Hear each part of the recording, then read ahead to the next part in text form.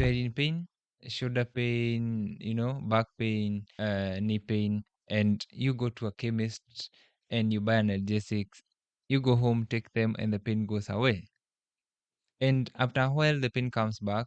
You go back to the chemist again, buy another analgesic, and the cycle continues. So, what the painkiller is doing is actually masking your pain. It's actually hiding your pain. And this part is where we lose every detail of what our body is trying to tell us. Every time you have pain, your body is trying to tell you something somewhere in your body is not okay. So every time you go and take that analgesic, you are continuing to create more problem to whatever your body is telling you has an issue. So today I want to talk about physiotherapy, and I want to talk about the pain part. So because I need people to understand who who physiotherapists are or what physiotherapy is actually. So welcome to our podcast. I am Mathenge, a physiotherapist, a photographer, and the host of the Story Siki podcast. Now, I want us today to talk about physiotherapy because it's misunderstood, it's underrepresented, and it's something that could actually change your life. So let's talk what physiotherapy is. There is this misconception about physiotherapy around but we love it anyway because people, you'll hear clients when they come, they say, I was sent for massage. And I usually tell my client, yeah, here you are, umefika, because that's how they understand it. But I would want like people to understand it much, much more. Physiotherapy is not an alternative medicine, it's real medicine, and it's something that is evidence based. And most of the treatments we give, the exercises we give, they are evidence proven that they work, and we have seen the change that happen. So today we are going to talk more about to explain physio in terms of the conditions that actually have pain. And so many people need physio. Actually, even you, right, at one point in your life, you are going to need a physiotherapist, and you might not think that you do until you actually do. So I'll talk about those people who have chronic pains. So there is this way a pain develops and grows to be something really disturbing or debilitating. So you start having mild, consistent pain, any part of your body, a joint, a muscle, or any part, but you ignore it because you are taking over the counter drugs and the pain fades, you know? And it goes like that for a very, very long time. And when the analgesic doesn't work, you know what many people do? They step it up. They take a more stronger analgesic, which relieves the pain until it gets to a point where now the pain actually prevents you from working or from doing whatever that you do. And even when you take those analgesics, the pain doesn't go away. Now, take the whole time you have been having the pain. You've been having pain for 2, 3 years. And now it's much worse and it can't even be relieved by anything. But you have more aggravating factors than easing factors. So you visit a hospital, you meet your doctor, sets you for x-rays and all that, and tells you you have this problem. But look at the initial part of the pain wasn't as much, it wasn't preventing you from doing anything, it was mild. Then it became consistent. You started taking analgesics. Yeah. So the pain became a bit worse, even with the analgesics that you had. You stepped up, got more strong analgesics. It started relieving the pain again. So the injury now, it's, let's say you had an injury to a ligament. So the injury, because you're still doing what caused the injury at first, the injury keeps on getting worse, which becomes now a chronic injury. And by the time you are coming to seek medical advice, the injury is usually more serious than it was. It's if it even takes more time to manage it. And this is the part now I want to talk about. When you have these chronic pains and they have been there for a while, you have been ignoring them, it's going to take you a lot of time and cost to be able to manage them. Someone asked me, how expensive is it? You see, it will be much expensive than the drugs you used to buy to relieve the pain. Because number one, it's going to cost you your time. You have to visit the hospital on probably weekly basis or twice a week for the physio sessions. Yeah. So that you have to pay if you don't have an insurance that covers the same. You have to pay every time you visit the session. The other part is your time. You have to invest on your time and commit yourself to be attending the sessions. The third part, the physio is going to give you exercises to be able to do at home because you need to do physio every day. So because you can't be able to visit the clinic every day in our setup, what you do, we give you exercises to be doing at home. Number four, you might have you might be an athlete or a sports person and you sustained an injury which you ignored. So it's going to put you off the field for a very long time. Some injuries get to even to the extent where you won't be able to get back to sports again. So the other cost is you might need appliances, orthopedic appliances, to help you or prevent more injury or help your joint, if it was a joint, to be actually much more stable. So there's a lot that is involved when you ignore that pain and it becomes a chronic pain. There is this specific pain that is actually disturbing people right now, back pain. You know, back pain has become a big concern right now because even with very young people, we find they're having these severe back pains. And it's because of our way of life, We live this sedentary life. We love sitting and relaxing a lot. We work for long hours sitting because we want to work online. So you're sitting in a very bad seat, not economically approved, and you sit for long hours, and you are going to end up like this person who works in an office for long and develops neck and back pains. So we are having the back pain has become because in every 10 patients I see, 7 of them has that complaint of back pain, whether it's due to degeneration that's in older patients or it's because of what the work you do, that's an occupational part, or the young people probably who had an injury, you end up having this musculoskeletal pain. And now managing that, we need to, when you feel the initial pain, that's when you need to visit your doctor to be able to be managed earlier. The earlier you visit a healthcare facility, the shorter the time of recovery. Also, let's talk about when you need a physiotherapy. A physiotherapy. So let's actually talk about when you need physiotherapy assistance. Number one, I'll say a very big category. These are athletics that involves all types of sports. Most sportsmen and women have either a personal physiotherapist, or if it's a team, they have a team physiotherapist. Reason being, you need to start from the preventive part.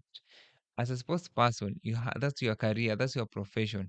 So you have to be at your highest performance part so that you are going to be able to be in the profession for long. So number one, you have to prevent injury. Number two, you have to manage an injury if you sustained one. Number three, you have to get a good recovery time and rehabilitation back to whatever you do. So that's one person who actually, and it's the larger group right now, because so many people now are into sports. So it's actually the larger group right now that has employed a lot of physios. The other group that needs physio are the people I've talked about, the people with chronic pain.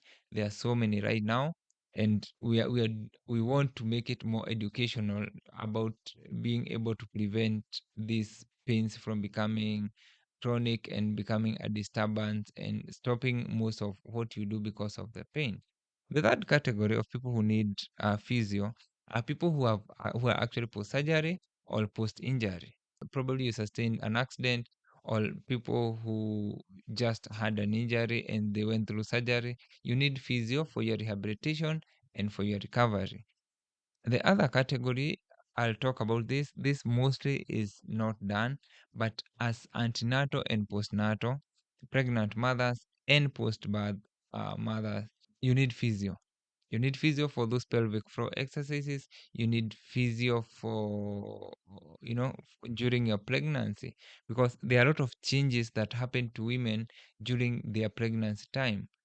Yeah, for for for you to be able to give birth and to accommodate that little human being in you, a lot of changes, God created them so that they'll happen. Some of your muscles are going to elongate. Some of your muscles are going to shorten, because in every reaction there is, in every action there's a reaction, and a lot of changes happen to your pelvic floor muscles. So antenatally, you do physio for you to be able to have a faster and safe delivery if there are no other complications. Postnatally, you need physio so that you can be able to get your muscles back, to what they were before the pregnancy. The elongated one to shorten, be able to get back the strength you have. And the other part are the geriatrics. This is my best part. I love working with geriatrics because they have a lot of stories. You have fun, you laugh with them. They give you a lot of stories of how their past life, or their young age, or whatever stories they've gone through in life. So I love working with geriatric patients, and they need physio, because most of them now have gone to this phase of degeneration where the joints are weak, the muscles are a bit weak, arthritis are setting, there's a lot of pain, so they need that assistance. They need to be helped to ambulate, they need to be assisted with the walking aids and all that. They need to be actually engaged more. Some have developed dementia and all that, so they need to be played with and have a lot of fun. So that's another group. I love working with that group, and as part of my life, I worked with a lot of geriatrics up to now, and it's amazing. And this now leads me to talk about, I've been a physio for almost a decade now, and it's a very fulfilling journey working with people with different conditions. Other conditions were actually bad, so bad, and we worked with our patients. And the part that actually keeps me going every day is seeing patients smile and be able to do whatever they used to do before, and even having that mentality and assisting patients recover is one of the best thing. That once I get back home, I feel satisfied and I feel that's what I was called to do. So the most hard cases to deal with are these cases where patients lose a part of their limb, or they lose a function, probably can be able to walk again, can be able to lift things again because of an injury or because of a chronic illness, and they had to be amputated. Because in such cases, you have to deal with the patient in a lot of aspects. Emotionally, you have to be there. Before you even get to the physicality, you have to engage with this patient, make them understand uh, what part of their life now has changed and what they have to go through, and the whole plan of helping the patient recover. So it's one of these points in life where you need to understand, once you get to such a situation, I'm going to assist you, but you also have to have this part in you that is optimistic, and you want to be as independent as you want, as possible. So when you get a patient who is paralyzed, a patient post amputation, it's hard. It's hard to explain to both the relatives and the patient what they have to go through. Another part is when you have occupational musculoskeletal disorders. This mostly goes to people who work in factories, who have to lift heavy objects, or also people work in offices who sit for long. In such setups, most patients come with back pains and neck pains. For those who sit for long, we help them be able to get the recommended seats, that's ergonomic approved seats. Also, those people who lift heavy loads or work in factories, we show them the correct postures to do whatever that they do to prevent injuring their back. Because most of these injuries, we don't get them instantly, but after some years, that's when we are going to feel the impact when a lot of changes have already happened in our bodies, trying to accommodate the more pressure and that we put our bodies through. So because of that long period, as I said earlier, it's also going to take you a lot of time to recover and to be able to go back to that.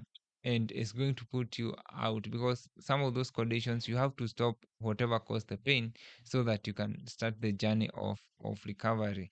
And now you see if where you work is where you're actually hurting yourself from. And now the recommendation is for you to stop doing that with this kind of economy. Where are you even going to go? So in that case, what I would recommend is stop ignoring these mild pains that you feel so that you take a shorter period to be treated and you go back to whatever you are doing. You'll be shown how to prevent more injury much earlier than when you come after a very long period and now the pain is chronic, going to take a lot of time. So if you feel pain, just know pain is an indication of something wrong with your body part or with your body. So every time you have pain and you don't know the cause of it and then it becomes consistent, I would advise you visit a hospital so that the pain or what is the root cause can be gotten earlier. So up to that point, so I would want to talk about something that really matters, and physiotherapy is something that can make you enjoy your life again. The reason I say this is because I have had patients who their life changed in the blink of an eye, and they have gone through a journey, and their lives have changed completely. So I'll give you a case. I remember I had a patient who was involved in a motorcycle accident and sustained spinal injury. So when the guy was brought to hospital, he had spinal a vertebral fracture with paralysis. Both legs were weak.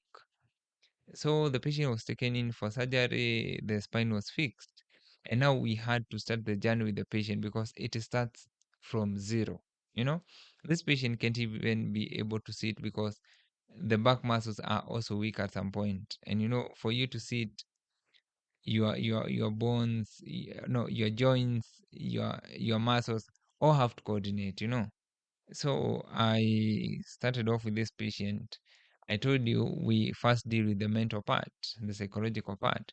So I sat with this guy and I explained to him what was expected of him and the period of recovery and the outcome. We never give a specific date like by 2 months you'll be okay and walking in such cases. So I talked with the guy. We took probably a week or two before he could really get it into his head that his life has changed for the time. So after a week, I remember talking to him and he told me, what, doc, um, I remember talking to him and telling me, Mathenge, let's do this. And I'm optimistic about it. And the wife came. I also talked to the wife and we started the journey. So we started off by sitting this guy, we sit him, try to leave him to sit on his own and he falls. And he gets disappointed, he gets angry, going uh through this dabda thing. He even got to a point where he told me he's not going to continue with physio again because he's not seeing any change. So I told him I'm going to give you 2 weeks. So I give him 2 weeks, and then after the 2 weeks he came, we talked again, and I told him, we've been through this for 2 months, so why are you giving up right now? So after like 6 7 months, we started seeing flickering of his muscles, and that was amazing. As a physio, the first day you see a flicker or a movement from a body part that was not moving, and that one is a win. So when like that for 2 years, the guy now started being able to stand with support, being to stand on his own when he supports himself with a wall bar. We went like that, and now it's been like 4 years, and uh, he moved from where I live, but he continued with physio wherever he went. He was an electrician. So juicy too. I was looking for some cables for my podcast setup, and to my surprise, the electrical shop I went to is actually owned by the guy, and he was there. So I didn't remember. In my head, I couldn't recall him, but he told me Mathenge is me, and he told me his name, and to me it was a big surprise because let me tell you, I left the guy when the guy was transferring to his home and now continuing with physio. He was walking with a walking frame and with assistance. You see how much of external assistance he needs. A walking frame and with another person has to be there to assist him. Now, to my surprise, and to I think my day was made by him that day. He wasn't using any of that. He was walking so comfortably. Yes, you could notice he has a limp on one leg, but he's doing everything on his own. And the beauty of it, he told me, he was so thankful about it. I remember him insisting I don't pay for whatever I needed. But you could tell from him how much he sees or how much happiness he has, from being the person he was not being able to do anything. Completely, he was not doing anything. And now he's here doing everything, being able to walk, being able to work out. And he told me like he's continuing with physio and he doesn't see himself stopping it soon because he loves doing it. So after 4 years, the guy is walking again. He's so good, and I was so happy about that. So physio will help you with your journey of recovery. Whether you're a sports person, you're an old person, whether you're a young person with a chronic pain, physio is going to assist you in recovery. But remember, you also have a part of you that you have to do. Let's talk about this part of you that you have to do that is making us conflict with a lot of patients and a lot of our clients, because this part is where now you, as the client or as the patient, there's a part of you that you have to do for you to recover.